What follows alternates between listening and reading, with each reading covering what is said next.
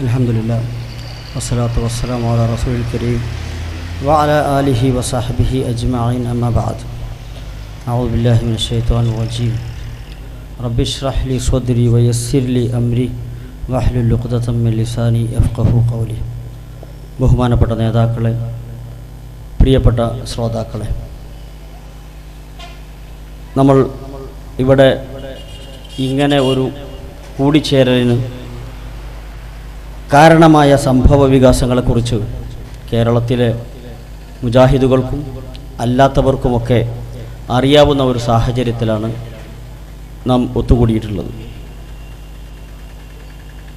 എന്തുകൊണ്ട് ഇന്ന് കേരളക്കരയിലെ ഇസ്ലാഹി പ്രസ്ഥാനത്തിൻ്റെ കഴിഞ്ഞ ഒരു നൂറ്റാണ്ട് കാലത്തിനിടക്ക് കേൾക്കാത്ത ചില കാര്യങ്ങൾ നമ്മുടെ തന്നെ ആളുകളുടെ ഇടയിൽ നിന്ന് കേൾക്കേണ്ടി വരികയും അതിന് വിശദീകരണങ്ങളും മറുവിശദീകരണങ്ങളുമായി നമ്മുടെ ഊർജം മുഴുവൻ ആ രൂപത്തിൽ ചെലവഴിക്കപ്പെട്ടുകൊണ്ടിരിക്കുകയും ചെയ്യുന്ന ഒരു അവസ്ഥയാണ് ഇന്നിവിടെ കണ്ടുകൊണ്ടിരിക്കുന്നത്. ഞാൻ ദീർഘമായി ഒന്നും സംസാരിക്കുന്നില്ല, ചില കാര്യങ്ങൾ മാത്രം സൂചിപ്പിക്കുകയാണ്. ഒരിക്കൽ മഹാനായ ഉസ്മാൻ റളിയല്ലാഹു അൻഹുവിൻ്റെ മരണശേഷം ഇസ്ലാമിക ലോകത്ത് രാഷ്ട്രീയമായും അതുപോലെ തന്നെ മതപരമായുമുള്ള ദിശാവ്യതിയാനം ആദ്യമായി തുടക്കം കുറിക്കപ്പെട്ടത് ഉസ്മാൻ റളിയല്ലാഹു അൻഹുവിൻ്റെ കാലശേഷമാണ്. ഉസ്മാൻ റളിയല്ലാഹു അൻഹുവിൻ്റെ മരണശേഷം ഒരിക്കൽ മിസ്റിൽ നിന്നൊരാൾ മദീനയിലേക്ക് വന്നു. ആ വ്യക്തി ഈജിപ്തിൽ നിന്ന് ഒരുപാട് യാത്ര ചെയ്ത് ക്ഷീണിച്ച് അവശനായാണ് മദീനയിലെത്തിയത്. അവിടെ മഹാനായ അബ്ദുല്ലാഹിബ്നു ഉമർ റളിയല്ലാഹു അൻഹു ഉണ്ടായിരുന്നു. അദ്ദേഹത്തെ കണ്ടു. അദ്ദേഹം ഈ ജട പിടിച്ച് വളരെ യാത്ര ചെയ്ത് ക്ഷീണിച്ച് അവശനായ ഒരാളെ കണ്ടപ്പോൾ എന്താണ് വരവിൻ്റെ ഉദ്ദേശമെന്ന് ചോദിക്കുകയും പരിചയപ്പെടുകയും ചെയ്തതിന് ശേഷം ഈ ഈജിപ്ഷ്യൻ മഹാനായ അബ്ദുല്ലാഹിബ്നു ഉമറിനോട് ചോദിച്ചു, എനിക്ക് 3 സംശയങ്ങളുണ്ട്. ഈ 3 സംശയങ്ങൾക്ക് ഉത്തരം കിട്ടാൻ വേണ്ടിയാണ് ഞാൻ വന്നത്. ദയവായി അങ്ങ് ആ സംശയങ്ങൾ ദൂരീകരിക്കണം. എൻ്റെ ഒന്നാമത്തെ ചോദ്യം, ബദർ യുദ്ധത്തിൽ ഉസ്മാൻ റളിയല്ലാഹു അൻഹു പങ്കെടുത്തില്ല എന്ന് ഞാൻ കേട്ടു. അത് സത്യമാണോ? മഹാനായ അബ്ദുല്ലാഹിബ്നു ഉമർ റളിയല്ലാഹു അൻഹു പറഞ്ഞു, സത്യമാണ്. രണ്ടാമത്തെ ചോദ്യം, ഉഹദ് യുദ്ധവേളയിൽ അള്ളാഹുവിൻ്റെ പ്രവാചകൻ മരണപ്പെട്ടു എന്ന് കേട്ടപ്പോൾ ഒരുപാട് ആളുകൾ പിന്തിരിഞ്ഞോടിയപ്പോൾ അക്കൂട്ടത്തിൽ ഉസ്മാൻ റളിയല്ലാഹു അൻഹു ഉണ്ടായിരുന്നു. സത്യമാണോ? അബ്ദുല്ലാഹിബ്നു ഉമർ റളിയല്ലാഹു അൻഹു പറഞ്ഞു, ശരിയാണ്, സത്യമാണ്. മൂന്നാമത്തെ ചോദ്യം, ഹുദൈബിയ സന്ധി നടക്കുന്ന സമയത്ത്, ബൈഅത്തുർ റിദ്വാൻ നടക്കുന്ന സമയത്ത് ഉസ്മാൻ റളിയല്ലാഹു അൻഹു അവിടെ ഇല്ലായിരുന്നു. സത്യമാണോ? അബ്ദുല്ലാഹിബ്നു ഉമർ റളിയല്ലാഹു അൻഹു പറഞ്ഞു, അതെ, സത്യമാണ്. ഇത് കേട്ട് അല്ലാഹു അക്ബർ, അല്ലാഹു അക്ബർ എന്ന് വിളിച്ചുകൊണ്ട് ആ മനുഷ്യൻ തിരിച്ചു പോകാൻ ഒരുങ്ങിയപ്പോൾ അദ്ദേഹത്തെ അബ്ദുല്ലാഹിബ്നു ഉമർ റളിയല്ലാഹു അൻഹു മടക്കി വിളിച്ചു. എന്നിട്ട് പറഞ്ഞു, നീ ഈ കേട്ടത് സത്യമാണ്, പക്ഷേ ഈ 3 കാര്യങ്ങൾക്കും ചില വിശദീകരണങ്ങളുണ്ട്. അതുകൂടി കേട്ടതിന് ശേഷമേ താങ്കൾ ഇവിടെ നിന്ന് പോകാൻ പാടുള്ളൂ. എന്നിട്ട് മഹാനായ അബ്ദുല്ലാഹിബ്നു ഉമർ റളിയല്ലാഹു അൻഹു ആ മനുഷ്യനെ വിശദീകരിച്ചു കൊടുത്തു. ഒന്നാമത്തെ ചോദ്യം, ബദറിൽ മഹാനായ ഉസ്മാൻ റളിയല്ലാഹു അൻഹു പങ്കെടുത്തിട്ടില്ല എന്നതാണ്. എന്തുകൊണ്ട് എന്നറിയണം. മഹാനായ ഉസ്മാൻ റളിയല്ലാഹു അൻഹുവിൻ്റെ ഭാര്യ പ്രവാചകന്റെ മുഹമ്മദ് നബി സല്ലല്ലാഹു അലൈഹി വസല്ലമയുടെ മകളാണ്.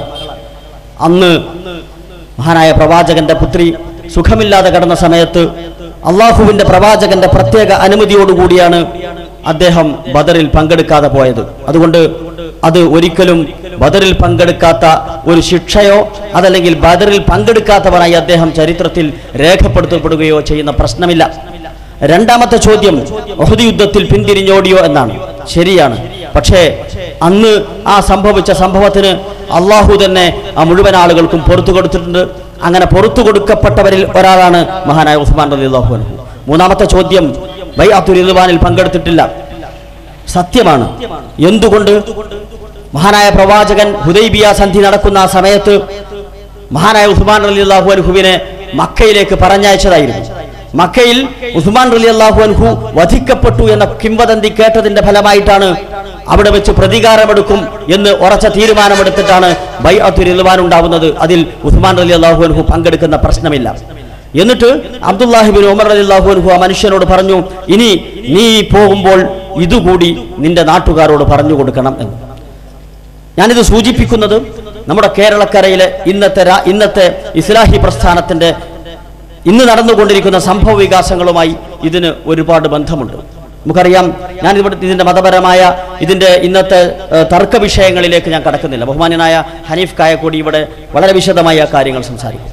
പക്ഷേ ഈ തർക്ക വിഷയങ്ങളുമായി ബന്ധപ്പെട്ട് കേരളത്തിൽ ഉടനീളം നമ്മൾ കേട്ടുകൊണ്ടിരിക്കുന്ന ചില കാര്യങ്ങളിൽ ചിലത് മാത്രം ഒന്ന് സൂചിപ്പിക്കുകയാണ് ഞാൻ ഉദ്ദേശിക്കുന്നത്. ഇവിടെ പല ആളുകൾക്കും പല അഭിപ്രായമാണ്. ചിലർ പറയുന്നത് ഇത് അബ്ദുറഹ്മാൻ സലഫിയുടെ കളിയാണ്. ഇത് ചില ആളുകൾ ഇസ്ലാഹി പ്രസ്ഥാനത്തിന്റെ നേതൃത്വത്തെ ഹൈജാക്ക് ചെയ്തിരിക്കുന്നു.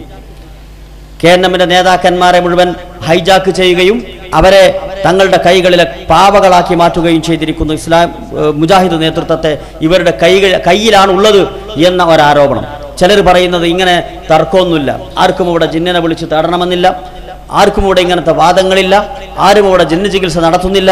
ഇവിടുത്തെ പ്രശ്നം അബ്ദുറഹ്മാൻ സലഫിയും കുറച്ചാളുകളും ഈ പ്രസ്ഥാനത്തെ പിടിച്ചടക്കാൻ പോകുന്നതാണ് എന്നാണ്. ഒരു രാഷ്ട്രീയ പ്രശ്നമായിട്ടാണ് ഇതിനെ കാണുന്നത്. നമുക്കറിയാം, ഇസ്ലാമിക ചരിത്രത്തിലെ മുഴുവൻ ദിശാവ്യതിയാനങ്ങളും എടുത്ത് പരിശോധിച്ചാൽ അതിലെല്ലാറ്റിലും മുന്നിൽ ഒരു പൊളിറ്റിക്സ്, ഒരു രാഷ്ട്രീയമുണ്ടായിരുന്നു.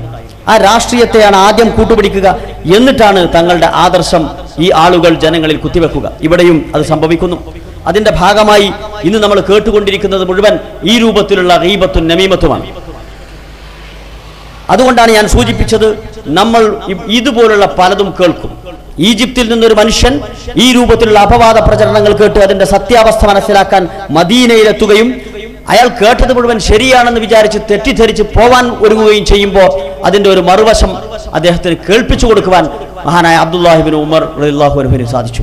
എനിക്ക് എൻ്റെ പ്രിയപ്പെട്ട സുഹൃത്തുക്കളോട് പറയാനുള്ളത്, ഇതുപോലുള്ള ചില പ്രശ്നങ്ങൾ, അപവാദ പ്രചാരണങ്ങൾ, ഭത്സനങ്ങൾ, ഭീകരമായ വ്യക്തിതേജോപതം അത് കേൾക്കുമ്പോൾ അതിനൊരു മറുവശമുണ്ടോ എന്ന് അന്വേഷിക്കേണ്ട ബാധ്യത നമുക്കുണ്ട്. ഉണ്ടെങ്കിൽ ഒരുപക്ഷെ സത്യവും അസത്യവും കൂട്ടിച്ചേരുമ്പോൾ അത് 100% സത്യമായി മാറും. ചിലപ്പോൾ 2 സത്യങ്ങൾ കൂടുമ്പോൾ നുണയായി മാറാൻ സാധ്യതയുണ്ട്. അതെങ്ങനെ? കേരളക്കരയിലെ പ്രസിദ്ധനായ സാഹിത്യകാരൻ SK പൊറ്റക്കാട് അദ്ദേഹത്തിന്റെ ഒരു ദേശത്തിന്റെ കഥ എന്ന പുസ്തകത്തിൽ ഒരു നോവലിൽ അദ്ദേഹം ഒരു പത്രപ്രവർത്തകനെ, പത്രം വിതരണം ചെയ്യുന്ന പയ്യനെ പരിചയപ്പെടുത്തുന്നുണ്ട്. ഈ വിതരണം ചെയ്യുന്ന പയ്യൻ ഒരു ദിവസം ബസ്സിൽ കയറിയിട്ട് പ്രചരണം നടത്തുകയാണ്. ആദ്യം പറഞ്ഞു, 2 രൂപക്ക് കുഞ്ഞിനെ വിറ്റു, മന്ത്രി മേനോൻ കാശിയിൽ പോയി. 2 രൂപക്ക് കുഞ്ഞിനെ വിറ്റു, മന്ത്രി മേനോൻ കാശിയിൽ പോയി. ഇതാണ് അദ്ദേഹം ബസ്സിൽ പത്രപ്രചരണത്തിന് വേണ്ടി വിളിച്ചു പറഞ്ഞുകൊണ്ടിരിക്കുന്നത്. അപ്പോൾ പലരും പത്രം വാങ്ങി. കാരണം അന്നത്തെ അറിയപ്പെടുന്ന ഒരു മന്ത്രി മേനോൻ, ഇദ്ദേഹം 2 രൂപക്ക് കുഞ്ഞിനെ വിറ്റിട്ട് കാശിയിൽ പോയി എന്നാണ് പത്രവാർത്ത. എല്ലാവരും വാങ്ങി. വാങ്ങിയവരൊക്കെ വായിച്ചു കഴിഞ്ഞതിന് ശേഷം അല്പം ജാള്യരായി. കാരണം എന്താ? ഒരു വാർത്തയിലുണ്ട്, ഒരു സ്ഥലത്തൊരു വാർത്ത ഉണ്ട്, ഏതോ ഒരു നാട്ടിൽ ഒരു പെണ്ണ് 2 രൂപയ്ക്ക് കുഞ്ഞിനെ വിറ്റു. പിന്നെ കുറെ അപ്പുറത്തുണ്ട്, മന്ത്രി മേനോൻ കാശിയിൽ പോയി. ഇത് 2 സത്യമാണ്. പക്ഷേ ഈ 2 സത്യങ്ങൾ 2 സ്ഥലത്ത് നിന്ന് എടുത്തുകൊണ്ട് ഒരുമിച്ച് പറഞ്ഞപ്പോൾ അത് ഒരു വലിയ അസത്യമായി മാറി. പ്രിയമുള്ളവരെ, നമ്മൾ കേൾക്കുന്നത് മുഴുവൻ ശരിയായിക്കൊള്ളണമെന്നില്ല. എല്ലാറ്റിനും 2 വശങ്ങളുണ്ട്. അതെങ്കിലും ഒന്നറിയാൻ നമ്മൾ തയ്യാറാവണം. ഇസ്ലാമികമായി, മതപരമായി തന്നെ നമ്മൾ ഒരാളെക്കുറിച്ച് കേൾക്കുന്നത് മുഴുവൻ മറ്റൊരാളോട് പറയുക. ഏറ്റവും ചുരുങ്ങിയത് ഈ ആളുകളൊക്കെ സൂറത്ത് ഹുജറാത്ത് ഒരു തവണയെങ്കിലും വായിക്കണം എന്നാണ് എനിക്ക് അത്തരക്കാരോട് നിർദ്ദേശിക്കുവാനുള്ളത്. വളരെ വ്യക്തമായി ഊഹങ്ങളുടെ പിന്നിൽ പോകുന്നതിനെ കുറിച്ച് പറയുന്നുണ്ട്. ബഹുമാനപ്പെട്ട ഈ പ്രശ്നത്തിന്റെ ഇന്ന് കാണുന്ന പ്രശ്നങ്ങൾ മുഴുവൻ ഈ കേരളക്കരയിലേക്ക് വലിച്ചിഴച്ച ഇതിന്റെ 1ാമത്തെയും 2ാമത്തെയും 3ാമത്തെയും ഉത്തരവാദിയായ ഡോക്ടർ KK സക്കരിയ സലാഹി, ഈ പ്രശ്നവും അദ്ദേഹത്തിനെതിരെ നടപടിയെടുക്കാൻ പോകുന്നതിന്റെ തലേ ദിവസം KNMന്റെ ജനറൽ സെക്രട്ടറിക്കും KNMന്റെ പ്രസിഡന്റിനുമടക്കം എഴുതിയ ഒരു കത്തുണ്ട്. ആ കത്തിൽ ഞാൻ വായിച്ചു നോക്കുമ്പോൾ 34 സ്ഥലത്താണ്, ഞാനത് എണ്ണി അടിവരയിട്ടു, 34 സ്ഥലത്താണ് അബ്ദുറഹ്മാൻ സലഫി അബ്ദുറഹ്മാൻ സലഫി അബ്ദുറഹ്മാൻ സലഫി എന്ന് പറഞ്ഞിട്ടുള്ളത്. ആദർശപരമായ ഒരുപാട് കാര്യങ്ങൾ പറയുമ്പോൾ അതിൻ്റെ ഇടയിൽ ഒരുപക്ഷെ ഈ കാര്യങ്ങൾ ഒരാളുടെ പേര് ഉച്ചരിക്കേണ്ടി വരും. അത് കുറച്ചധിക സമയമായി ആവാനും സാധ്യതയുണ്ട്. പക്ഷേ ഇവിടെ ഈ 34-ൽ വളരെ കുറച്ച് സ്ഥലത്ത് മാത്രമാണ് ആദർശപരമായി ബന്ധപ്പെട്ട കാര്യങ്ങൾ പറയുന്നത്. ബാക്കി മുഴുവൻ ഊഹങ്ങളാണ്, ആരൊക്കെയോ പറഞ്ഞു കേട്ടതാണ്, ഇവിടെയൊക്കെയോ ആരൊക്കെയോ പറഞ്ഞതിൻ്റെ കേട്ടതിൽ നിന്ന് കേട്ട് അവനിൽ നിന്ന് കേട്ട് പറഞ്ഞത് രൂപത്തിലാണ്. ഈ രൂപത്തിൽ ഇന്നത്തെ ഈ ആദർശ പ്രചാരണ രംഗത്ത് നടക്കുന്ന ചില കാര്യങ്ങളെക്കുറിച്ച് മാത്രമാണ് ഞാൻ സൂചിപ്പിക്കാൻ ഉദ്ദേശിക്കുന്നത്. ഞാൻ ഇവിടെ പറയാൻ ഉദ്ദേശിക്കുന്ന കാര്യം, കഴിഞ്ഞ 10 വർഷങ്ങൾക്ക് മുമ്പ് മുജാഹിദ് പ്രസ്ഥാനത്തിലുണ്ടായ ഒരു പ്രശ്നം. അന്ന് ആ 10 വർഷങ്ങൾക്ക് മുമ്പുണ്ടായ പ്രശ്നത്തിലെ ഒന്നാമത്തെ പ്രതി ഈ ഇരിക്കുന്ന KNMന്റെ general secretary AP Abdul Khader മൗലവിയായിരുന്നു. ഞാൻ അദ്ദേഹത്തിൻ്റെ മകനായതുകൊണ്ട് എനിക്കറിയാവുന്ന ഒരു കാര്യം പറയാം. അന്ന് ഏറ്റവും കൂടുതൽ ഭീകരമായ വ്യക്തി തേജോവധങ്ങൾക്ക് വിധേയനായ വ്യക്തി അദ്ദേഹമാണ്. എനിക്ക് ഓർമ്മയുണ്ട്, ഞങ്ങളന്ന് പലപ്പോഴും പല ഘട്ടങ്ങളിലും വീട്ടിൽ ഞങ്ങൾ കരഞ്ഞു പോയിരുന്നിട്ടുണ്ട്. കാരണം പലപ്പോഴും പല ദിവസങ്ങളും കേൾക്കുന്ന കഥകൾ ആ രൂപത്തിലുള്ളതായിരുന്നു. വളരെയധികം ഭീകരമായ വ്യക്തി തേജോവധം. ഒരിക്കൽ എൻ്റെ ജ്യേഷ്ഠൻ ആരിഫ് വീട്ടിൽ വന്നിട്ട് ബാപ്പാനോട് മുഖത്ത് നോക്കി പറഞ്ഞു, നിങ്ങൾക്ക് ഈ പണി നിർത്തിപ്പോയിക്കൂടെ, നിങ്ങൾക്ക് കേരള നേതൃത്വ മുജാഹിദിന്റെ സെക്രട്ടറി സ്ഥാനം ഒന്ന് ഒഴിവാക്കി പോയിക്കൂടെ, എന്തിന് നിങ്ങൾ ഇതിൽ നിൽക്കണം? എല്ലാ ദിവസവും ഓരോ തരത്തിലുള്ള ദുഷ്പ്രചരണങ്ങളും ഓരോ തരത്തിലുള്ള അപവാദ പ്രചരണങ്ങളും കേട്ടിട്ട് മടുത്തിട്ടുണ്ട്, നിർത്തിപ്പോയിക്കൂടെ, എന്ത് കിട്ടി നിങ്ങൾക്ക്? 19 വർഷക്കാലം ഈ പ്രസ്ഥാനത്തിന് വേണ്ടി കേരളത്തിന്റെ ഗ്രാമാന്തരങ്ങളിലൂടെ മുക്കുമൂലകളിലൂടെ ഈ പ്രസ്ഥാനത്തിന്റെ ആദർശം പ്രചരിപ്പിച്ച് നടന്നിട്ട് നിങ്ങൾക്ക് എന്താ കിട്ടിയത്? ഈ രൂപത്തിലുള്ള അപവാദ പ്രചരണങ്ങൾ നിർത്തിപ്പോയിക്കൂടെ എന്ന് ചോദിച്ചൊരു സംഭവം ഉണ്ടായിട്ടുണ്ട്. അതിന് മുമ്പോ അതിന് ശേഷമോ ഞങ്ങൾ മക്കളാരെങ്കിലും അദ്ദേഹത്തിന്റെ മുഖത്ത് നോക്കി അങ്ങനെ പറഞ്ഞ ഒരു സന്ദർഭം ഉണ്ടായിട്ടില്ല. എന്തുകൊണ്ട് അങ്ങനെ ഉണ്ടായി എന്ന് ചോദിച്ചാൽ ഈ രൂപത്തിലുള്ള അപവാദ പ്രചാരണങ്ങൾ. ഒരിക്കൽ ആരിഫിനെ ദേഷ്യം പിടിപ്പിച്ച ഒരു പ്രശ്നം എന്താ? അന്ന് ദേഷ്യം പിടിപ്പിക്കാനുള്ള കാരണം അവൻ എൻ്റെ ജ്യേഷ്ഠൻ അരീക്കോട് സുല്ലം ഇസ്ലാമിലെ അധ്യാപകനെ അവിടെ നിന്ന് കേട്ട ഒരു കാര്യം. APയുടെ മക്കൾ 2 പേരും വിദേശത്തേക്ക് ഫോൺ ചെയ്യേണ്ട ഒരു ഘട്ടം വരുമ്പോൾ നേരെ മുജാഹിദ് സെന്ററിൽ പോകും. എന്നിട്ട് മുജാഹിദ് സെന്ററിൽ പോയി അവിടെ ആവശ്യത്തിന് ഫോൺ ചെയ്യും, വിദേശത്തേക്കോ മറ്റോ, എന്നിട്ട് അവർ മടങ്ങിപ്പോരും.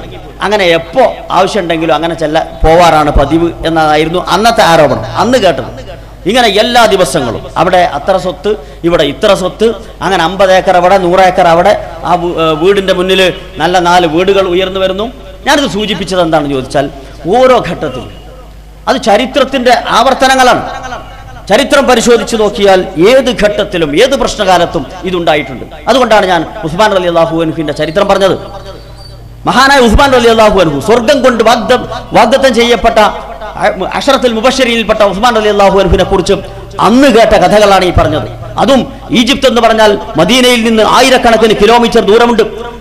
മദീനയിൽ കേൾക്കുന്ന ഒരു അപവാദം ഈജിപ്തിലും കേൾക്കുന്നു, അത് സിറിയയിൽ കേൾക്കുന്നു, ലോകത്തിന്റെ നാനാഭാഗങ്ങൾ, ഇസ്ലാമിക സാമ്രാജ്യത്തിന്റെ നാനാഭാഗങ്ങളിൽ ഇത് കേട്ടുകൊണ്ടിരിക്കുന്നു. എന്ന് പറഞ്ഞാൽ ഗൂഢമായ ശ്രമത്തിന്റെ ഭാഗമായി ഇത് വിതരണം ചെയ്യപ്പെടുക. 10 വർഷങ്ങൾക്ക് മുമ്പ് വളണ്ടിയർ കോർ എന്ന സംവിധാനം ഉപയോഗിച്ച് അന്നത്തെ മടവൂർ വിഭാഗം ആളുകൾ ചെയ്തത് ഇതായിരുന്നു. മലപ്പുറം ജില്ലയിലെ കാരാപ്പറമ്പിൽ കേൾക്കുന്ന അതേ ആരോപണം അങ്ങ് തിരുവനന്തപുരം ജില്ലയിലും കേൾക്കുന്നു, കാസർഗോഡ് ജില്ലയിലും വയനാടും ഇത് തന്നെ കേൾക്കുന്നു. ഇതെന്താണ്? ഒരു ശ്രമത്തിന്റെ കൂട്ടായ കരുതിക്കൂട്ടിയുള്ള ഒരു ഗൂഢാലോചനയുടെ ഭാഗമായി ഉണ്ടായ പ്രശ്നമാണ് ഇത്. ഞാൻ സൂചിപ്പിച്ചത് ഏത് കാലത്തും ഏതൊരു പ്രശ്നവുമായി വന്നവർക്കും ഇതുണ്ടായിട്ടുണ്ട്. എന്നും ഒരു പൊളിറ്റിക്സ് മുന്നിൽ വെക്കും, എന്നിട്ട് അവർക്ക് എങ്കിലേ ആളെ കിട്ടുള്ളൂ. ഈ വിഷയം നോക്കുക നിങ്ങൾ. വർഷങ്ങൾക്ക് മുമ്പ്, പതിറ്റാണ്ടുകൾക്ക് മുമ്പ് കേരളത്തിലെ മുജാഹിദുകൾ തൗഹീദ് കൊണ്ട് ഈ നാട്ടിൽ നിന്ന് നിഷ്കാസനം ചെയ്ത, പടിയടച്ച് പിണ്ടം വെച്ച ജിന്നും ഷെയ്ത്താനും, അതുപോലെ തന്നെ പൊട്ടിച്ചൂട്ടും കുട്ടിച്ചാത്തനും ഭൂതവും പ്രേതവും ഒക്കെ തിരിച്ചു വരുന്നു. എപ്പോ ഇതിന്റെ നേതൃത്വത്തിൽ മുമ്പ് ഇതിനു വേണ്ടി പോരാടിയ, ഇതില്ലാതെയാക്കുന്നതിന് വേണ്ടി പരിശ്രമിച്ച ഇതിന്റെ നേതാക്കന്മാർ ജീവിച്ചിരിക്കെ തന്നെ കടന്നു വന്നു. ഒരിക്കലും നമ്മളാരും പ്രതീക്ഷിച്ചിട്ടില്ല അത് സംഭവിച്ചു. ഒരു ഭാഗത്തുകൂടെ ജിന്ന് ചികിത്സയെ തിരിച്ചു കൊണ്ടുവരാൻ ശ്രമിക്കുമ്പോൾ മറുഭാഗത്തുകൂടെ ജിന്നിനോട് സഹായം തേടുന്നത് ശിർക്കല്ല എന്ന് പറഞ്ഞുകൊണ്ട് ഒരു പുതിയ തത്വസംഹിത തന്നെ കൊണ്ടുവരുന്നു. ഇത് രണ്ടും കേരളത്തിലെ ജനങ്ങളോട് മുജാഹിദുകളോട് നേർക്കുനേരെ പറഞ്ഞാൽ ഒരാളെ പോലും കിട്ടുകയില്ല എന്ന് മനസ്സിലാക്കിയവർ ആദ്യമേ എടുത്തുപയോഗിച്ച അസ്ത്രം, ആദ്യമേ എടുത്തുപയോഗിച്ച തന്ത്രം ചില വ്യക്തികളെ തേജോവധം ചെയ്യുകയാണ്. മുജാഹിദ് പ്രസ്ഥാനത്തിന്റെ നേതൃത്വത്തിൽ അന്ന് ഞാൻ സൂചിപ്പിച്ചല്ലോ, അന്ന് അവർക്ക് തടയേണ്ടിയിരുന്നത്, അന്ന് അവർക്ക് നശിപ്പിക്കേണ്ടിയിരുന്ന ഇമേജ് അന്നത്തെ general secretary A P Abdul Khader മൗലവിയുടേതായിരുന്നുവെങ്കിൽ ഇന്ന് അദ്ദേഹം ജനറൽ സെക്രട്ടറി ആയിരിക്കെ തന്നെ അദ്ദേഹത്തിന്റെ ആരോഗ്യപരമായ പ്രശ്നങ്ങളുള്ളത് കൊണ്ട് അതിന് ഏറ്റവും കരുത്തൻ എന്നറിയപ്പെടുന്ന കരുത്തനായ സെക്രട്ടറി അബ്ദുറഹ്മാൻ സലഫിയെ പിടിച്ചു. എന്തുകൊണ്ട്? ഈ ഒരു ആദർശത്തിനെതിരിൽ അതിശക്തമായി രംഗത്ത് വരികയും പൂച്ചക്കാരെ മണികെട്ടുമെന്ന ചോദ്യത്തിന് ഉത്തരവുമായി ധീരമായി കടന്നു വരികയും ചെയ്ത അദ്ദേഹം, അതിന് ആർജവം കാണിച്ച അദ്ദേഹത്തെ മാനസികമായും ശാരീരികമായും തകർത്തുകൊണ്ട് തങ്ങളുടെ ആദർശം ഈ നാട്ടിൽ പ്രചരിപ്പിക്കാമെന്നാണ് ഈ കൂട്ടർ വിചാരിച്ചത്. പക്ഷേ മുജാഹിദ് കേരളം ഈ സത്യം മനസ്സിലാക്കി. അവരോടൊപ്പം കൂടി, അവരുടെ കൂടെ തന്നെ ബഹുമാനപ്പെട്ട അനസ് മൗലവിയും അതുപോലെ തന്നെ ഹനീഫ് കായക്കൊടിയും ഒക്കെ ഈ കാര്യത്തിൽ തീർച്ചയായും നമ്മുടെ പ്രാർത്ഥന അർഹിക്കുന്നു. മുജാഹിദ് പ്രസ്ഥാനം ഒരു പ്രതിസന്ധി നേരിട്ടപ്പോ, പലരും കരക്ക് കയറിയിരുന്നപ്പോ, ചെളിതെറിക്കുമെന്ന് വിചാരിച്ച് മാറി നിന്നപ്പോ ധീരമായി ആർജവത്തോടുകൂടി ഈ പ്രസ്ഥാനത്തിന്റെ ആദർശം കേരളക്കരയിലെ ജനങ്ങളുടെ മുന്നിൽ തുറന്നു പറയാൻ ധൈര്യം കാണിച്ചവർ എന്നുള്ള നിലക്ക് തീർച്ചയായും ഭാവി ചരിത്രം, വരും തലമുറ ഇവരെ തങ്കലിപിയാൽ ഇവരുടെ നാമം രേഖപ്പെടുത്തപ്പെടുക തന്നെ ചെയ്യും. യാതൊരു സംശയവുമില്ല. ഒരുപക്ഷെ ഇന്നൊരുപാട് ഫൽസനങ്ങൾ കേൾക്കേണ്ടി വന്നേക്കാം, ഇപ്പോൾ ഒരുപാട് ക്രൂരമായ അമ്പുകൾ ഏൽക്കേണ്ടി വന്നേക്കാം. പക്ഷേ അതെല്ലാം ഈ ആദർശത്തിന്റെ മുന്നോട്ടുള്ള പോക്കിന് വേണ്ടിയായിരുന്നു. അല്ലെങ്കിൽ എന്ത് സംഭവിക്കുമായിരുന്നു? നിങ്ങൾ ആലോചിച്ചു നോക്കുക. ഇങ്ങനെ നമ്മൾ ഒരുപാട് വർഷങ്ങൾക്ക് മുമ്പ് ഈ രാജ്യത്ത് നിന്ന് പടിയടക്കപ്പെട്ട കാര്യം, തൗഹീദിന്റെ അമ്നുകൊണ്ട് സുരക്ഷിത വലയം തീർത്ത ഒരു സമൂഹം 90 വർഷങ്ങൾക്ക് മുമ്പ് കേരള ജംഇയ്യത്തുൽ ഉലമ വരുമ്പോ ഈ നാട്ടിലുണ്ടായിരുന്ന അവസ്ഥ എന്തായിരുന്നു? നമുക്കെല്ലാവർക്കും അറിയാം, ചരിത്രം പഠിച്ചവരാ. എന്നിട്ട് ഇന്ന് കാണുന്ന ഒരവസ്ഥയിലേക്ക് സമൂഹത്തെ മാറ്റിയത് ആരാ? അത് മുജാഹിദ് പ്രസ്ഥാനമാണെന്നതിൽ ആർക്കും തർക്കമില്ല. തൗഹീദ് നൽകിയ ഒരു നിർഭയത്വമുണ്ട്. ഒരുപക്ഷെ തൗഹീദിൽ ജീവിച്ച്, തൗഹീദിൽ ജനിച്ച്, തൗഹീദിൽ ജീവിച്ച് തൗഹീദിലൂടെ വളർന്നുകൊണ്ടിരിക്കുന്ന കുട്ടികൾക്ക് അത് മനസ്സിലാവില്ല. ജാഹിലിയത്ത് അറിയാത്തവൻ അതറിയില്ല. പക്ഷേ ഈ മുഴുവൻ ദുരാചാരങ്ങൾക്കും ശിർക്കൻ പ്രവർത്തനങ്ങൾക്കും കുഫറിന്റെ പ്രവർത്തനങ്ങൾക്കും ഇടയിൽ ജനിച്ചവർക്ക് അതറിയാം. എനിക്കറിയാം, എൻ്റെ ഒരു അകന്ന ബന്ധു ഇസ്മിന്റെ പണിക്കാരനായ ഒരു മൊല്ലാക്കയുടെ മകളായി ജനിച്ച, വർഷങ്ങൾക്ക് ശേഷം അവളെ കല്യാണം കഴിച്ചത് മുജാഹിദായതുകൊണ്ട് മുജാഹിദായി മാറി. ഇന്ന് ആ കുട്ടി പറയാണ്, എന്താ ഈ ജിന്നിന്റെ ശൈത്താന്റെ കഥ? എനിക്കോർമ്മയുണ്ട്, എൻ്റെ വീട്ടിൽ എൻ്റെ ഉപ്പ ഈ ഇസ്മിന്റെ പണി നടത്തിയിരുന്ന ആളാ. എൻ്റെ വീടിന്റെ മുകളിലെ തട്ടിലേക്ക് കയറാൻ എനിക്ക് പേടിയായിരുന്നു. വീടിന്റെ 4 ഭാഗങ്ങളിലും പലതരം സാധനങ്ങളും കെട്ടിത്തൂക്കിയിട്ടുണ്ടാവും ജിന്നിനും ശൈത്താനുമെതിരെ. ആ വീട്ടിലെ ഒരു ഭാഗത്ത് നിന്ന് മറ്റൊരു ഭാഗത്തേക്ക് പോകാൻ പേടിച്ചിരുന്ന ഞാൻ ഇന്ന് തൗഹീദിന്റെ നിർഭയത്വം എന്താണെന്ന് അനുഭവിച്ചു കൊണ്ടിരിക്കുന്നു. എന്നിട്ട് വീണ്ടും എന്നെ പോലുള്ളവർ ഈ ജിന്നിലേക്കും ഈ ശിർക്കിലേക്കും ഈ കുഫറിലേക്കും പോകണമെന്നാണോ പറയുന്നത്? ഇത് ഒരുപക്ഷെ ഈ തൗഹീദിൽ ജനിച്ചു വളർന്നവർക്ക് മനസ്സിലാവില്ല. ഇവിടെ എന്താ സംഭവിച്ചത്? തൗഹീദിന്റെ ആ നിർഭയത്വത്തിന്റെ ഒരു കവചത്തിനുള്ളിൽ കേരളത്തിലെ മുജാഹിദ് പ്രസ്ഥാനം നിർത്തി. ഇപ്പോഴോ ആ അതിശക്തമായ കവചത്തെ ഇതിന്റെ ഉള്ളിൽ നിന്നൊരാൾ വന്ന് ഹാമർ കൊണ്ട് തടിച്ച് പൊളിക്കുകയാണ്. എന്നിട്ടോ അങ്ങനെ പൊളിച്ച ആ വിടവിലൂടെ വെള്ളം ചീറ്റി ഈ തൗഹീദിനെ ഡൈല്യൂട്ട് ചെയ്യുന്ന ഭീകരമായ ഒരു അവസ്ഥയിൽ ഈ നേതൃത്വം എന്തു ചെയ്യണം? അവരുടെ കൈയും കെട്ടി കണ്ണും പൂട്ടി കാതുമടച്ച് മിണ്ടാതിരിക്കണമായിരുന്നോ? എന്താ നിങ്ങൾ ഈ പറയുന്നത്? അങ്ങനെ മിണ്ടാതിരുന്നിരുന്നുവെങ്കിൽ വരുന്ന തലമുറ ചരിത്രം ഇവരെ എന്ത് വിശേഷിപ്പിക്കുമായിരുന്നു? ഷണ്ടന്മാരെന്നല്ലേ വിശേഷിപ്പിക്കുക? ചരിത്രത്തിലെ ഈ നിർണായകമായ ഒരു സന്ധിയിൽ ഈ പ്രസ്ഥാനം നേടിയെടുത്ത മുഴുവൻ നേട്ടങ്ങളെയും പിറകോട്ട് വലിക്കുന്ന ഒരു ഘട്ടത്തിൽ അത്തരക്കാരുടെ കൈപിടിക്കാൻ തയ്യാറല്ലാത്ത ഒരു നേതൃത്വത്തെ എന്തിനു പറ്റും സഹോദരങ്ങളെ? ഒരുപക്ഷെ മുഴുവൻ ആളുകളും എതിരായിരിക്കാം. പക്ഷേ സത്യത്തിന്റെ കൂടെ നിന്നുകൊണ്ട് ആ സത്യത്തിനു വേണ്ടി ധീരമായി പ്രവർത്തിക്കുവാൻ തയ്യാറല്ലാത്ത ഒരു നേതൃത്വത്തെ ചരിത്രം എന്ത് വാഴ്ത്തും, എന്തെഴുതും? അതുകൊണ്ട് ധീരമായി ഇവർ പ്രവർത്തിച്ചു. ആ പ്രവർത്തനത്തിന് അതിധീരമായ പിന്തുണ നേതൃത്വത്തിൽ നിന്ന് ചില ആളുകളുടെ പക്കൽ നിന്നുണ്ടായി. അവർക്ക് നേതൃത്വം വഹിച്ചത് അബ്ദുറഹ്മാൻ സലഫി ആയതുകൊണ്ട് അബ്ദുറഹ്മാൻ സലഫി എന്ന വ്യക്തിയെ തേജോവധം ചെയ്തുകൊണ്ട് മൂലക്ക് ഇരുത്താമെന്ന് അവർ വിചാരിച്ചു. അത്തരക്കാരോട് വളരെ സ്നേഹപൂർവ്വം പറയാനുള്ളത്, ഒരു അബ്ദുറഹ്മാൻ സലഫിയെ മൂലക്കിരുത്താൻ നിങ്ങൾക്ക് സാധിച്ചാൽ 1000 അബ്ദുറഹ്മാൻ സലഫിമാർ ഈ പ്രസ്ഥാനത്തിന്റെ ആദർശം ഏറ്റെടുത്തുകൊണ്ട് ഈ രാജ്യത്ത് പ്രവർത്തിക്കാനുണ്ടാവും. ഒരു സംശയവും വേണ്ട. കാരണം ഇതിനെ ഊതിക്കെടുത്താൻ നിങ്ങൾ വിചാരിക്കരുത്. ഈ ആദർശ പ്രസ്ഥാനം ഇവിടെ കത്തിച്ചു വെക്കുന്ന വെളിച്ചത്തെ നിങ്ങൾ ഊതിക്കെടുത്താൻ, നിങ്ങളുടെ വായ കൊണ്ട് ഊതിക്കെടുത്താമെന്ന് നിങ്ങൾ വിചാരിക്കരുത്. നിങ്ങളുടെ വായകൾ കൊണ്ട് ഈ അള്ളാഹുവിന്റെ പ്രകാശത്തെ ഊതിക്കെടുത്താമെന്ന് ആരെങ്കിലും തെറ്റിദ്ധരിച്ചിട്ടുണ്ടെങ്കിൽ നിങ്ങൾ വിഡ്ഢികളുടെ സ്വർഗത്തിലാണെന്നേ വളരെ മിതമായ ഭാഷയിൽ നിങ്ങളോട് പറയാനുള്ളൂ. ഇവിടെ സംഭവിച്ചുകൊണ്ടിരിക്കുന്നത് അതാണ്. എന്തെല്ലാം പ്രചാരണങ്ങൾ, എന്തൊക്കെ കേട്ടുകൊണ്ട് ഏറ്റവും അവസാനം വിജിലൻസ് കേസ് അനുഭവിച്ചുകൊണ്ടിരിക്കുക, നേരിട്ടുകൊണ്ടിരിക്കുക. ഒരുപാട് പ്രശ്നങ്ങൾ. എന്തിനു വേണ്ടി? എന്താ അബ്ദുറഹ്മാൻ സലഫി പറഞ്ഞത്? ഖുർആനിലെ ഏത് ഹദീസ്, ഖുർആനിലെ ഏത് ആയത്തിനെതിരാ അബ്ദുറഹ്മാൻ സലഫിയും അനീഫ് കായക്കൊടിയും അതുപോലെ KNM പ്രവർത്തിച്ചത്? ഒന്ന് പറഞ്ഞു തരാൻ കഴിയണം നിങ്ങൾക്ക്. അഖലാനികൾ എന്നാ വിശേഷിപ്പിക്കുന്നത്. അഖലാനിയത്ത് എന്താ? കുറച്ച് ബുദ്ധി ഉണ്ടാവുക എന്നുള്ള ഒരു കുഴപ്പമുള്ള കാര്യമല്ല, എല്ലാവർക്കും അറിയാം. എന്താ അഖലാനിയത്ത്? ഇവിടെ ഇവർ സൂചിപ്പിക്കുന്ന അഖലാനിയത്ത് എന്താ? അഖലാനിയത്ത് എന്ന് പറയുന്നത് ഖുർആനിലും ഹദീസിലും വളരെ വ്യക്തമായി വന്നൊരു കാര്യത്തെ സ്വന്തം ബുദ്ധി കൊണ്ട് മനസ്സിലാക്കാൻ കഴിയുന്നില്ല എന്ന് വിചാരിച്ച് അതിനെ തള്ളല. വെല്ലുവിളിയോടുകൂടി ഞങ്ങൾ ചോദിക്കുന്നു, ഏത് ആയത്തിനെതിരാ KNM പ്രവർത്തിച്ചത്? സ്വഹീഹായ ഏത് ഹദീസിനെയാണ് KNM നിഷേധിച്ചത്? പിന്നെ ഏതർത്ഥത്തിലാണ് നിങ്ങൾ ഞങ്ങളെ അഖലാനികൾ എന്ന് വിളിക്കുന്നത്? ഖുർആനിലുള്ള ഏത് ആയത്തിന്റെ അടിസ്ഥാനത്തിലും തൗഹീദ് സ്ഥാപിക്കുവാൻ ഖുർആനിൽ എത്ര ആയത്തുണ്ടോ ആ അത്രയും ആയത്തുകൾ ഓതിക്കൊണ്ട് KNMന്റെ നിലപാട് നമുക്ക് വിശദീകരിക്കാൻ സാധിക്കും. പക്ഷേ മറുപുറത്തുള്ളവർക്കോ ഒരായത്തോതാൻ കഴിയോ? ഒരു ഹദീസ്, ഒരു അര ഹദീസ് കഴിഞ്ഞ 6 മാസക്കാലമായി ഈ പ്രശ്നം ചർച്ച ചെയ്യപ്പെട്ടിട്ട് നമ്മുടെ വേദികളിൽ നിന്ന് നിരന്തരം ചോദിക്കുന്ന ചോദ്യമാണ്, ഹയ്യായ ഖാദിറായ ഹാദിറായ ജിന്നിനെ വിളിച്ച് സഹായം തേടുന്നത് ശിർക്കല്ല എന്ന് തെളിയിക്കാൻ ഒരായത്ത് വേണ്ട, അര ആയത്ത്, ഒരു ഹദീസ് വേണ്ട, ഒരു ഹദീസിന്റെ പൊട്ട് കൊണ്ടുവരാൻ സാധിക്കോ? ഇതുവരെ സാധിച്ചിട്ടില്ല. അവരാണ് KNMനെ അഖലാനികൾ എന്ന് വിളിക്കുന്നത്. അവരാണ് KJUവിനെ അഖലാനികൾ എന്ന് വിളിക്കുന്നത്. മനസ്സിലാക്കണം നിങ്ങൾ, ഇത് അത്ര കൂടുതൽ പഠിക്കേണ്ട കാര്യമൊന്നുമല്ല, വളരെ ചെറിയ വിഷയമാണ്. ചില ആളുകൾ അപ്പോൾ ചോദിക്കാണ്, നന്നായിക്കൂടെ? എന്തിനാ ഇങ്ങനെ നമ്മൾ പരസ്പരം ഏറ്റുമുട്ടുന്നത്? ശരിയാണ്, നന്നാവേണ്ടതാണ്. പക്ഷെ എന്താ നന്നാവാനുള്ള മാനദണ്ഡം? എന്താ നമ്മൾ സുന്നികളോട് ഒന്നായിക്കൂടെ എന്ന് ചോദിക്കാത്തത്? എന്താ നമ്മൾ ജമാഅത്തെ ഇസ്ലാമിക്കാരോട് ഒന്നായിക്കൂടെ എന്ന് ചോദിക്കാത്തത്? എന്താ തബ്ലീഗുകാരുടെ കൂടെ പോയിക്കൂടെ എന്ന് ചോദിക്കാത്തത്?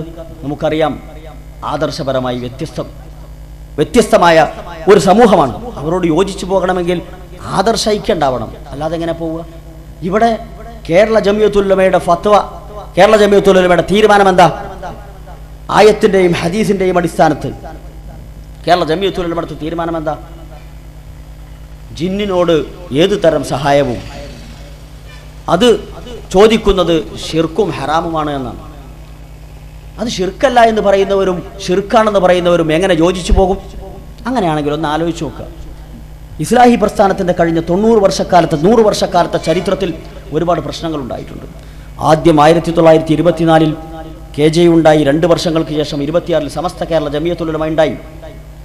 അന്ന് നമ്മുടെ നേതാക്കന്മാർ പറയാ, അങ്ങനെ പോകരുത്, നിങ്ങൾ സമസ്തയായിട്ട് പോകരുത്, ഇതിലെന്നെ നിന്നോളൂ, കുറേയൊക്കെ അഡ്ജസ്റ്റ്മെൻറ്റ് നമുക്ക് നടത്താം, തവസ്സുൽ ഇസ്തിഗാസയൊക്കെ അത്ര വാശിയൊന്നും വേണ്ട, കുറച്ചൊക്കെ അഡ്ജസ്റ്റ്മെൻറ്റ് നടത്തുക എന്ന് വിചാരിച്ച് സമസ്തക്കാരെ പിടിച്ചു നിർത്തി. വർഷങ്ങൾക്ക് ശേഷം KC അബ്ദുള്ള മൗലവി ജമാഅത്ത് ആശയവുമായി കടന്നു വന്നു.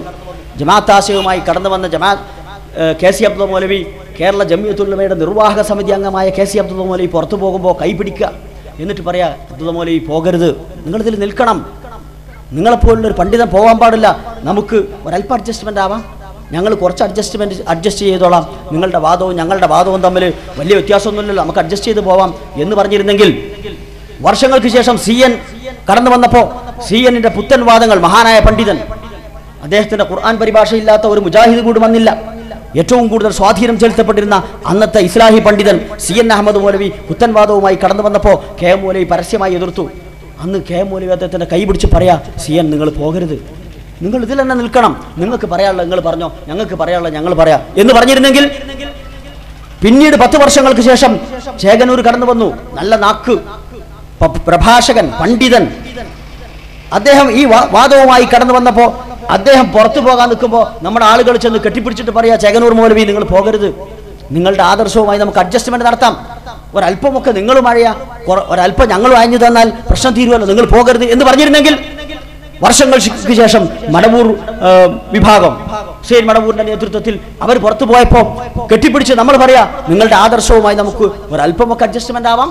കാരണം നിങ്ങൾ എന്തേ പറയുന്നുള്ളൂ, ഈ തൗഹീദി പ്രബോധന രംഗമൊക്കെ തോന്നുന്നു ഇങ്ങനെയല്ല വേണ്ടത്, പ്രബോധന രംഗത്തിന്റെ രീതിശാസ്ത്രത്തിൽ ചെറിയൊരു മാറ്റം വരുത്താന്നല്ലേ പറയുന്നുള്ളൂ, ഒരു അഡ്ജസ്റ്റ്മെന്റ് ആവാം എന്ന് പറഞ്ഞിരുന്നെങ്കിൽ ആലോചിച്ചു നോക്കുക. കഴിഞ്ഞ 10-60 വർഷക്കാലത്തിനിടക്ക് ഈ സകല അഡ്ജസ്റ്റ്മെന്റുകൾ നടത്തിയിരുന്നുവെങ്കിൽ എന്താകുമായിരുന്നു ഇന്ന് ഈ പ്രസ്ഥാനത്തിന്റെ ഗതി?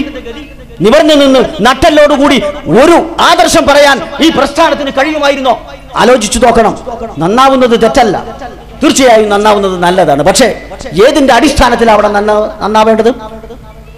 ഒരു പാശം കൊണ്ട് മുറുകെ പിടിക്കുന്നവർ, ഒരു പാശം കൊണ്ട് പരസ്പരം ബന്ധിതർ എന്ന് പറഞ്ഞാൽ ഏതാണ് ആ പാശം? അത് ഖുർആനും ഹദീസും. ആ പാശത്തും കൊണ്ടല്ലാതെ മറ്റൊരു പാശം കൊണ്ടും ബന്ധിതരാവാൻ കേരളത്തിലെ മുജാഹിദുകൾ ഒരുക്കമല്ല.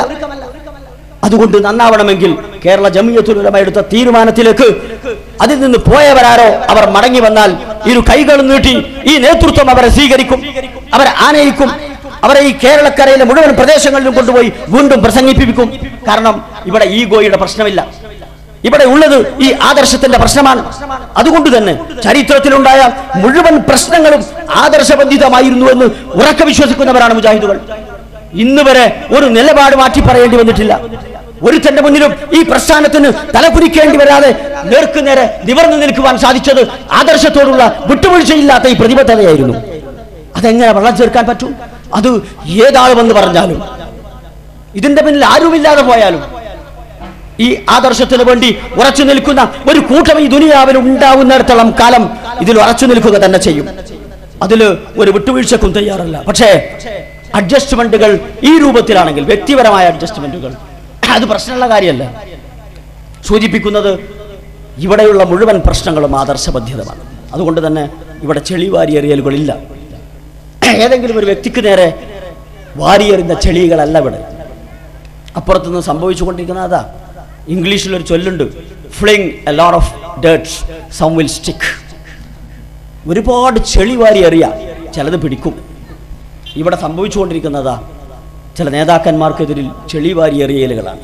അതിൽ ചിലതൊക്കെ പിടിച്ചാൽ അതായി, അതിനു വേണ്ടിയുള്ള ശ്രമമാണ്. അത് തടുക്കാൻ ഇവിടെ മുജാഹിദുകളുണ്ട്. ആ സത്യം ഒരാളുടെയും വാദത്തെ കണ്ണടച്ച് വിഴുങ്ങാൻ മുജാഹിദ് പ്രസ്ഥാനത്തിന് ഒരിക്കലും കഴിയില്ല. അബ്ദുറഹ്മാൻ സലഫി പറഞ്ഞാൽ ഒരു മുജാഹിദിനോട് ഒരു കാര്യവും അംഗീകരിക്കില്ല. എ.പി. അബ്ദുൽ ഖാദർ മൗലവി പറഞ്ഞാൽ ഒരു മുജാഹിദും ഒരു കാര്യവും അംഗീകരിക്കില്ല. എങ്ങനെ അംഗീകരിക്കും? ആ പറഞ്ഞതിന് ഖുർആനിൽ തെളിവുണ്ടോ, ആ പറഞ്ഞതിന് ഹദീസിൽ തെളിവുണ്ടോ എന്ന് നോക്കും. ഇവിടെ ഏറ്റവും വേദനാജനകരമായ കാര്യം, നമ്മുടെ കുട്ടികൾ ഖുർആനിലെയും ഹദീസിലെയും തെളിവുകളിലേക്ക് നോക്കുന്നില്ല. അവർക്കത് വേണ്ട. മറ്റേ ഷെയ്ഖ് അങ്ങനെ പറഞ്ഞിട്ടുണ്ട്, ഇവിടെ മറ്റവൻ അങ്ങനെ പറഞ്ഞിട്ടുണ്ട്, ഇയാൾ അങ്ങനെ പറഞ്ഞു എന്ന് പറയുക എന്നല്ലാതെ ഒരു ചോദ്യം, നിങ്ങളൊരായത്തോതു എന്ന് പറയുമ്പോൾ നമ്മുടെ MSMകാരും ISMകാരും അത് ഓതുന്നതിനെക്കുറിച്ച് ചിന്തിക്കുന്നേയില്ല. തെളിവായി ആയത്ത് ചോദിക്കുമ്പോൾ അത് ഓതാത്തവരെ കുറിച്ച് അവരുടെ അടുത്ത് തെളിവില്ല എന്ന് വിചാരിക്കുന്നില്ല നമ്മുടെ മക്കൾ. എങ്ങനെ സംഭവിച്ചു ഇതെങ്ങനെ സംഭവിച്ചു? അതാണ് നമ്മൾ പറയുന്നത്. കഴിഞ്ഞ 5-6 വർഷക്കാലമായി മുജാഹിദ് പ്രസ്ഥാനത്തിലെ ഒരു വിഭാഗം നമ്മുടെ കുട്ടികളെ ഈ രൂപത്തിലേക്ക് വഴിതെറ്റിച്ച് പോയിക്കൊണ്ടിരിക്കുകയായിരുന്നു. അതിനെ തടഞ്ഞില്ല എങ്കിൽ, അത് ആ വളയുമ്പോൾ തന്നെ പിടിച്ചിട്ടില്ലായിരുന്നുവെങ്കിൽ ഇത് നമുക്കൊരിക്കലും തിരിച്ചു കിട്ടാത്ത വിധം നഷ്ടപ്പെടുമായിരുന്നു.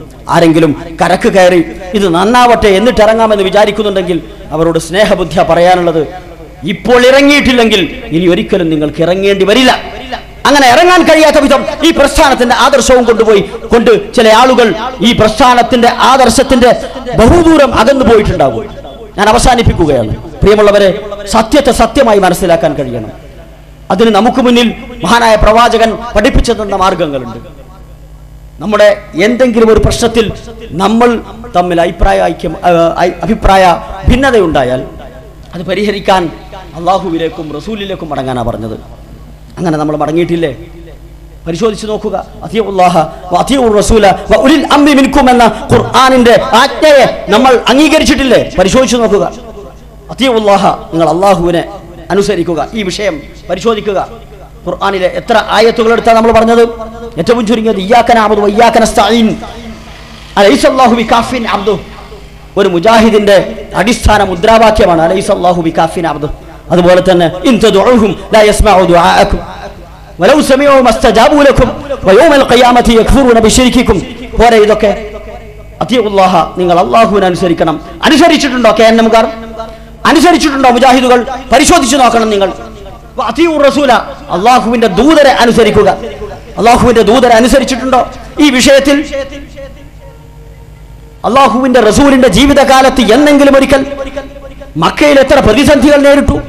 മണലാരണ്യത്തിൽ ജനിച്ച് മണലാരണ്യത്തിൽ ജീവിച്ച് മണലാരണ്യത്തിലൂടെ നടന്നുപോയ മഹാനായ പ്രവാചകന് എന്നെങ്കിലും ആ മണലാരണ്യത്തിൽ ജിന്നുണ്ട് എന്നറിയില്ലായിരുന്നോ?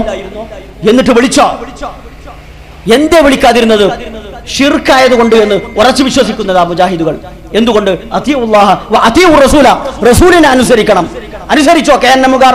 അനുസരിച്ചിട്ടുണ്ടോ KJU-കാർ? പരിശോധിക്കണം നമ്മൾ. അനുസരിച്ചിട്ടുണ്ട്, 100% അനുസരിച്ചിട്ടുണ്ട്. പിന്നെയോ ഉലിൽ അംരി മിൻകും, നിങ്ങളിലെ കൈകാര്യകർത്താക്കൾ, നിങ്ങളുടെ നേതാക്കന്മാരെ അനുസരിക്കുക. ആരാണ് നേതാക്കന്മാരെ അനുസരിച്ചത്? ഈ 3 കാര്യം ആർക്കാണ് ഇവിടെ ചേരുക? ഇനി ചിന്തിക്കുക സഹോദരങ്ങളെ. ഈ 3 വിഷയത്തിലും അത്തിയുല്ലാഹയും അത്തിയുർ റസൂലും അവന്റെ ഉലിൽ അംരി മിൻകും എന്ന ഖുർആനിന്റെ ആജ്ഞയെ ആരംഗീകരിച്ചു? ഏറ്റവും ചുരുങ്ങിയത് ഈ നേതാക്കന്മാരെ തെറി പറഞ്ഞു നടക്കുന്നത് ഈ ഉലിൽ അംറിനെ അനുസരിക്കലല്ലോ. പിന്നെ എന്ത് ആദർശമാണ് നിങ്ങൾക്ക് പറയാനുള്ളത്? ഇരുവേച്ചിയിൽ നിങ്ങൾ കഴിഞ്ഞ ദിവസം കണ്ടു, മുഖാമുഖം നടക്കുമ്പോൾ മുജാഹിദ് പ്രസ്ഥാനത്തിന്റെ ചരിത്രത്തിലില്ലാത്ത കൂവൽ കേട്ടു മുജാഹിദുകൾ കൂവി. ഈ കഴിഞ്ഞ 100 വർഷക്കാലത്തിനിടക്ക് മുജാഹിദ് പ്രസ്ഥാനത്തിന്റെ ഒരു വേദിയിൽ മുജാഹിദുകൾ കൂവിയത് കേട്ടിട്ടുണ്ടോ? നിങ്ങൾ കേട്ടിട്ടുണ്ട്. എന്നറിയോ?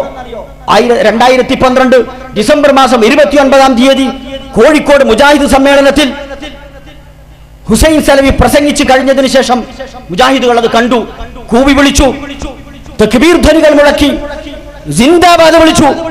നിങ്ങളാണോ 2012 വരെയുള്ള മുജാഹിദ് പ്രസ്ഥാനത്തിന്റെ ആദർശത്തെ പ്രതിനിധാനം ചെയ്യുന്നു എന്ന് ഉറക്കെ വിളിച്ചു പറയുന്നവർ?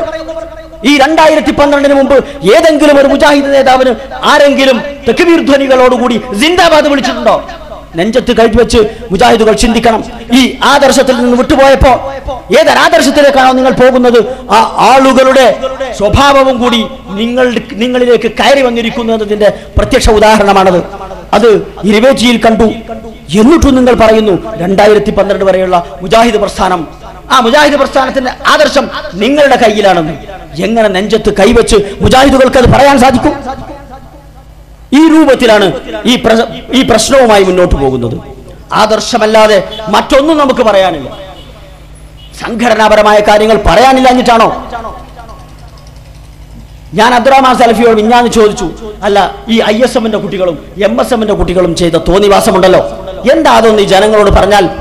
അപ്പൊ സലഫിനോട് പറഞ്ഞത്, ബാപ്പാനെ ചിലപ്പോ ചില മക്കളൊന്ന് കുത്തിന്ന് വരും, ബാപ്പാര് ഇന്നതെന്റെ മോൻ കുത്തണോന്ന് പറയോ? ഇല്ലല്ലോ, ക്ഷമിക്കുക, സഹിക്കുക. ഒരു പക്ഷേ ഇങ്ങനെ ഒരു അനുഭവം കേരളത്തിൽ ഒരു സംഘടനക്കും ഉണ്ടായിട്ടുണ്ടാവില്ല. അതാരോട് പറയാനാ? നമ്മൾ എന്ത് മനസ്സിലാക്കുന്നു? അത് തൗഹീദി രംഗത്തുണ്ടാകുന്ന പരീക്ഷണമാണ്. നമുക്ക് ബദറില്ല, നമുക്ക് ഉഹദില്ല, നമുക്ക് ഖന്തക്കില്ല, നമുക്ക് ഹുനൈനില്ല. നമുക്കുള്ളത് ഇതുപോലുള്ള പ്രതിസന്ധികളാണ്. ഈ പ്രതിസന്ധികളിൽ മാറി നിന്ന് കരയിൽ കയറി ഇരുന്നുകൊണ്ട് ഞാനൊന്നും അറിഞ്ഞില്ല എന്ന് പറഞ്ഞു നിൽക്കുന്നവർ അവരറിയണം, ഈ പ്രതിസന്ധിയിൽ നിങ്ങൾ മാറി നിന്നാൽ പിന്നെ എന്ത് ജിഹാദാണ് ഈ സമൂഹത്തിന് മുന്നിൽ മുജാഹിദുകൾ എന്ന നിലക്ക് നിങ്ങൾക്ക് നിർവഹിക്കുവാനുള്ളത്? പ്രിയമുള്ളവരെ, ഇതിന്റെ എല്ലാ വശങ്ങളും ഇവിടെ വിശദീകരിച്ച് സംസാരിക്കുവാൻ ബഹുമാനപ്പെട്ട ഹനീഫ് കായക്കൊടിയുണ്ട്. എന്റെ പ്രസംഗം ഒരല്പം അനൗചിത്യമായി പോയി എങ്കിൽ നിങ്ങൾ എന്നോട് ക്ഷമിക്കുക. പറഞ്ഞപ്പോ ഈ കാര്യങ്ങളെല്ലാം പറഞ്ഞു എന്ന് മാത്രം. ഇവിടെ ആദർശപരമായി വ്യതിയാനം സംഭവിക്കുമ്പോൾ, ആദർശപരമായി ഉണ്ടാകുന്ന ഈ മാറ്റങ്ങളുടെ രൂപം പരിശോധിക്കുമ്പോൾ ഇത് ഒരു ദശാസന്ധിയാണ്. ഇത് ചരിത്രത്തിലെ നിർണായകമായ ഒരു ഘട്ടമാണ്. ഈ ഘട്ടത്തിൽ നമ്മൾ ഉണർന്ന് പ്രവർത്തിക്കുക. പടച്ച തമ്പുരാൻ അതിന് നമുക്ക് തൗഫീഖ് നൽകുമാറാവട്ടെ. നമ്മുടെ ഈ കൂടിച്ചേരൽ സ്വാലിഹായ ഒരു അമലായി അല്ലാഹു സുബ്ഹാനഹു വ തആല അംഗീകരിക്കുമാറാവട്ടെ. സത്യം സത്യമായും അസത്യം അസത്യമായും മനസ്സിലാക്കുവാനും കേട്ട സത്യത്തെ അംഗീകരിക്കുവാനും അതനുസരിച്ച് പ്രവർത്തിക്കുവാനും അല്ലാഹു നമുക്ക് തൗഫീഖ് നൽകുമാറാകട്ടെ. അസ്സലാമു അലൈക്കും വറഹ്മത്തുള്ളാഹി വബറകാതുഹു.